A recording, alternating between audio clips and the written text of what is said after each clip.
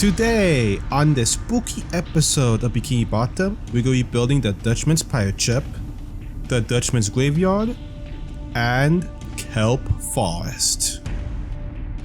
Yo, what is up everyone, and welcome back to another episode of Let's Build Bikini Bottom episode, episode 12, where we're going to be building Kelp Forest. To start with, we needed some rocks so the kelp can rest on, the kelps and the trees and the grass can rest on. So we built a lot of red patches all over the place, and the kelp will kind of swarm all of that, which you'll see later. And believe me, this took a while because Kelp Forest, right now my residence is like 32 by 32 whatever. It took up really the entire screen.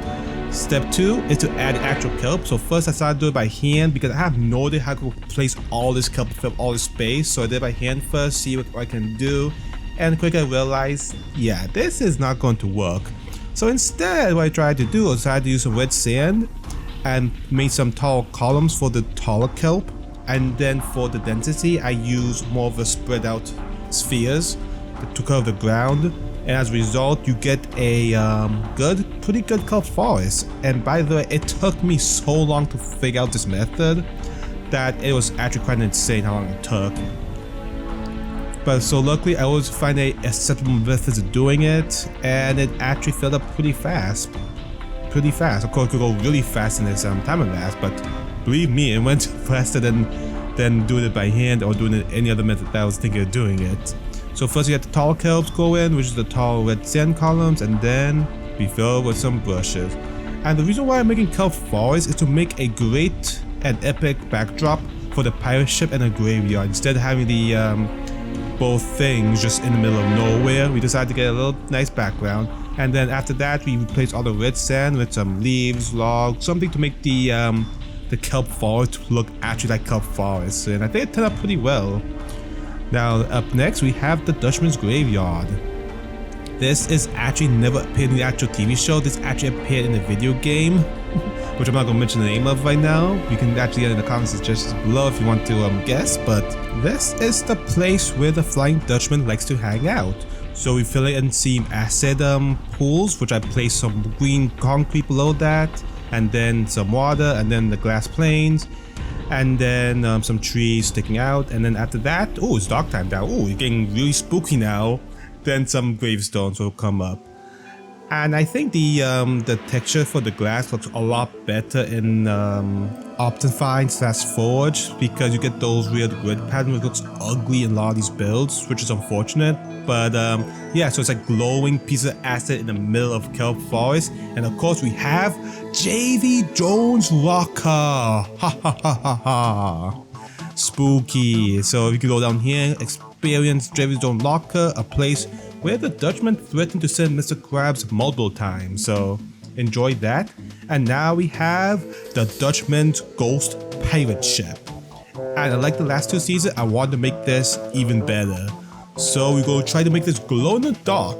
But before we can do that, we actually have to build the actual ship, which took quite a bit of effort and time to do.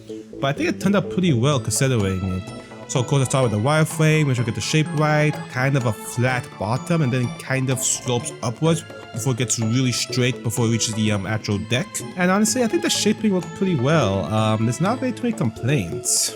But in this series, get used to ship building. I believe this is the third ship that I built in the series so far, and this is like only episode 13, episode 12, so prepare for a lot more ships. But this ship's gonna be special. This is gonna be a ghostly ship, so this is gonna be a very unusual ship. So I had to find a way to make this actually look like a Flying Dutchman ghostly ship, which is harder said than done. And that's gonna be through via texture. Oh, speaking of texture, there we go. It's not that gonna be that texture. That looks way too normal. This doesn't look ghostly like yet. So since we got the foundation done, we're gonna then move on to the upper deck, which is where the captain goes, or the captain steering the ship goes, just above that captain quarters, I believe it's called. And then we're going to raise up the mast and the sails, and I think the sails and the mast are the most important part of this build. It actually stands out quite a bit. And once this is done, you'll see why you can't have a ship like this without sails, even though it's a ghostly ship which can float anyway, so I don't know what's the point of it, but it's there anyway to look at least somewhat good. I don't know, it's all torn up or all that, but you know. that's kind of how the Dutchman ship is like. It's not even perfect. It's had a lot of holes, a lot of patches, and a lot of weird stuff. I mean, I don't know how the ship travels pretty far, but it gets around somehow because it's a ghost.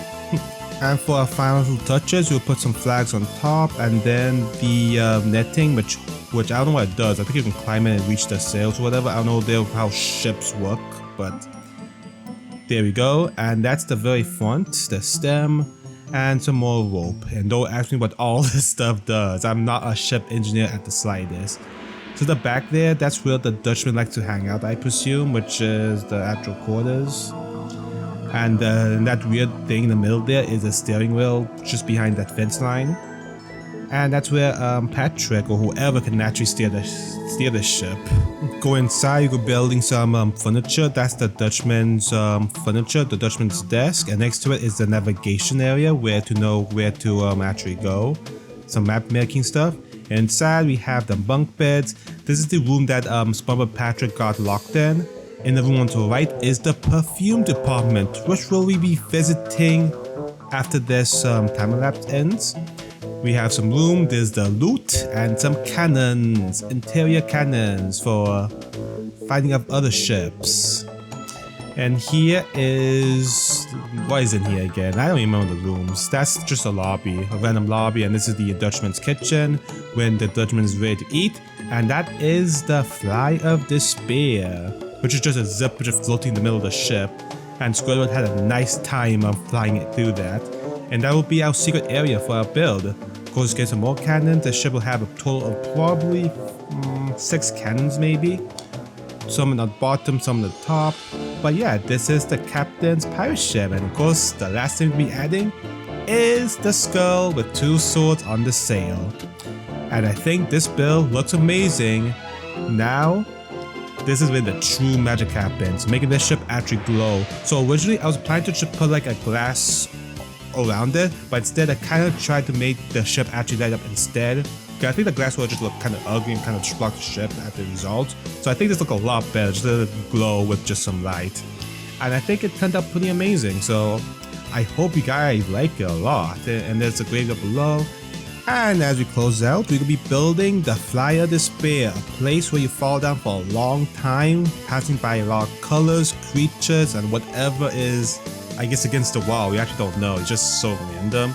But at the end, it actually lands you onto Squidward's house, so that would be a fun place to fall down into. And now, let's take a look at cinematics. And I'd meet you after that for the actual walkthrough of this place.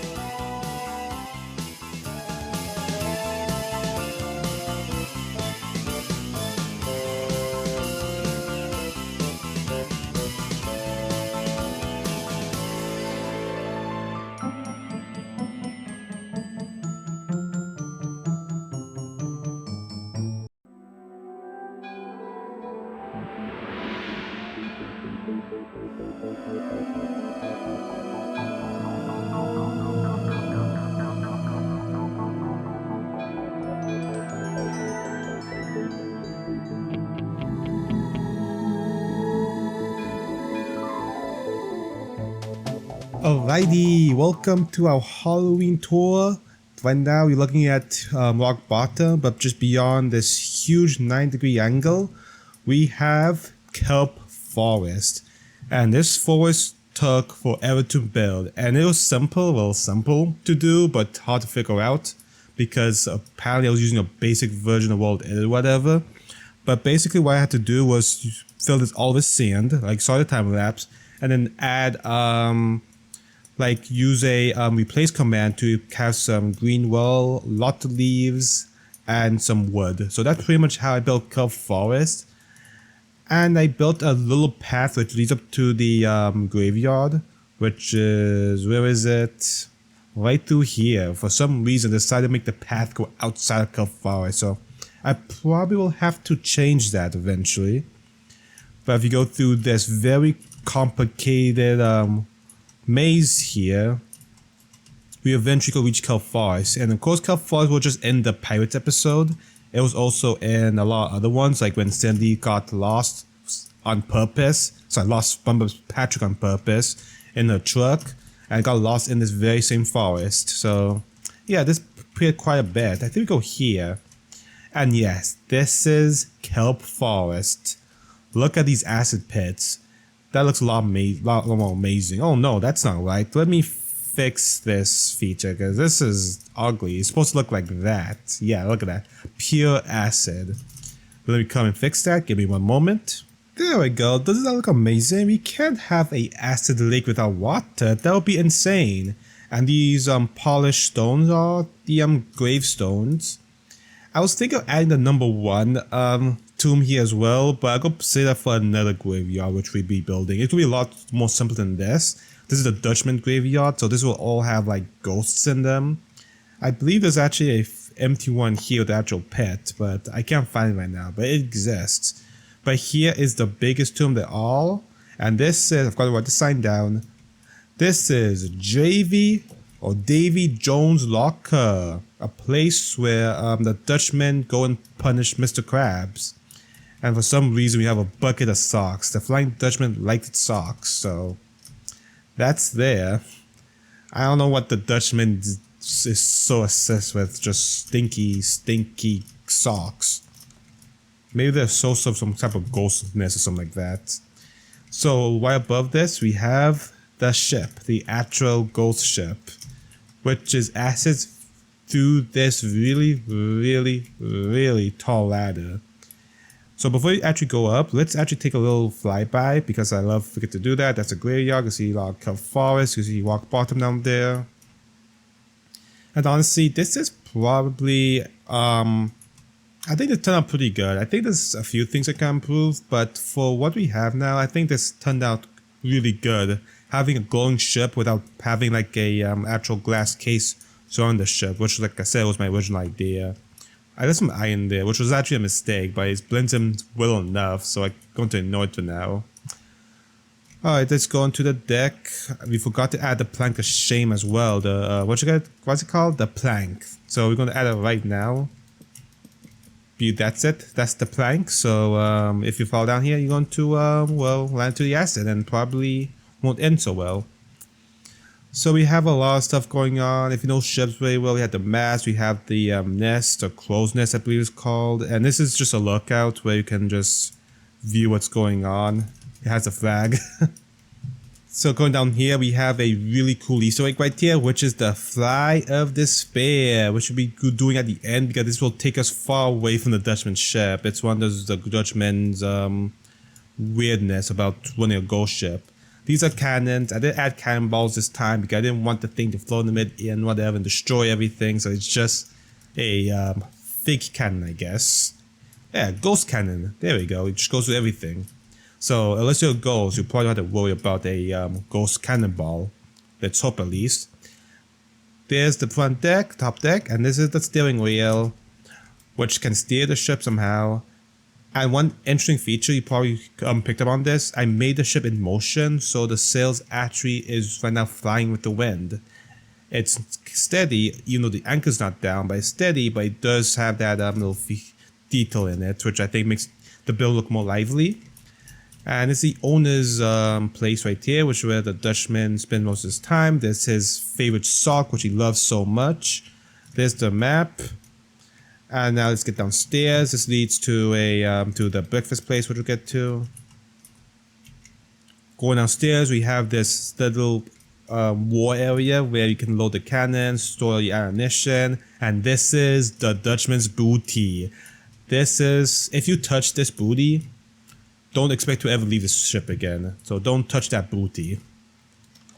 And then here is where SpongeBob Patrick got kidnapped that one episode from the Flying Dutchman for interrupting his whatever with the anchor. And then, oh, look up here. There's a escape route up there. Anyways, so you go up here. We have this door which you came out of, which is fortunately locked. But we have the perfume department. So because this door was locked, both our friends had to go through the perfume department. So let's get inside of that and see what's cooking in there.